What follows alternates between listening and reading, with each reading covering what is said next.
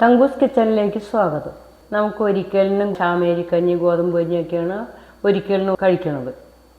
അപ്പോൾ നമുക്ക് ഗോതമ്പ് കഞ്ഞി എങ്ങനെ ഉണ്ടാക്കാമെന്ന് നോക്കാം. എല്ലാവർക്കും അറിയാവുന്ന കാര്യമാണ്. എന്നിരുന്നാലും ബാച്ചിലേഴ്സിനെല്ലാം അറിയാൻ പാടില്ലാത്തവർക്ക് വേണ്ടി ഞാനൊരു ഗോതമ്പ് കഞ്ഞി ഉണ്ടാക്കുകയാണ്. കുക്കറെടുത്തു. ഗോതമ്പരി കഴുകി നമുക്കിതിലേക്കിടാം.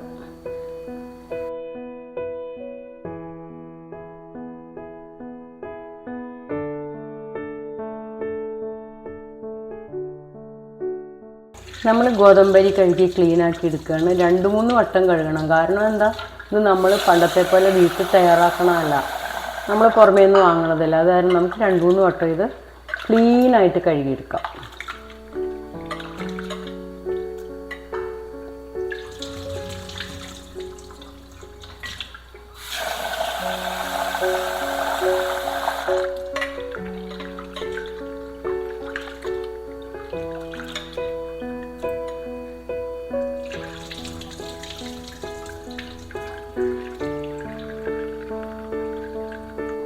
നമ്മളിത് കുക്കറിലേക്ക് ഇടുകയാണ്.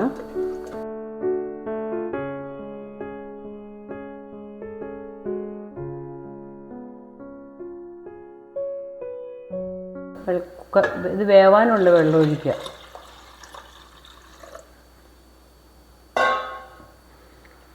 ഈ വെള്ളം മതിയാവില്ല. നമ്മളിതിൽ വീണ്ടും വെന്തു വന്നു കഴിയുമ്പോൾ തേങ്ങാപ്പാൽ ഒഴിക്കും. അതിന് വേണ്ടി വേവാൻ മാത്രമുള്ള വെള്ളം ഒഴിക്കുക.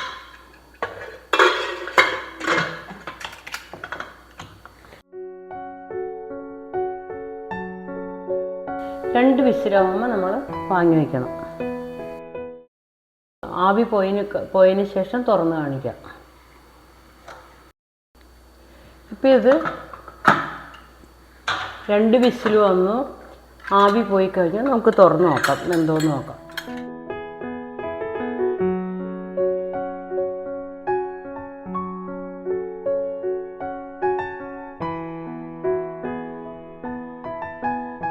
ഇപ്പം നമ്മുടെ ഗോതമ്പ് അരി നന്നായിട്ട് വെന്ത് പാകമായി. നമുക്കിതിലേക്ക് കുറച്ച് തേങ്ങാപ്പാൽ ഒഴിക്കാം.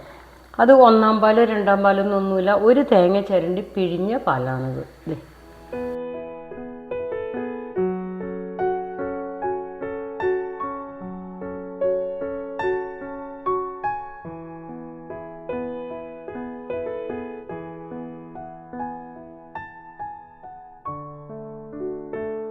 ഇതാണ് നമ്മുടെ ഒരിക്കലെടുക്കുന്ന സ്ത്രീകൾക്കും കഴിക്കാൻ പറ്റിയ ഗോതമ്പ് കഞ്ഞി.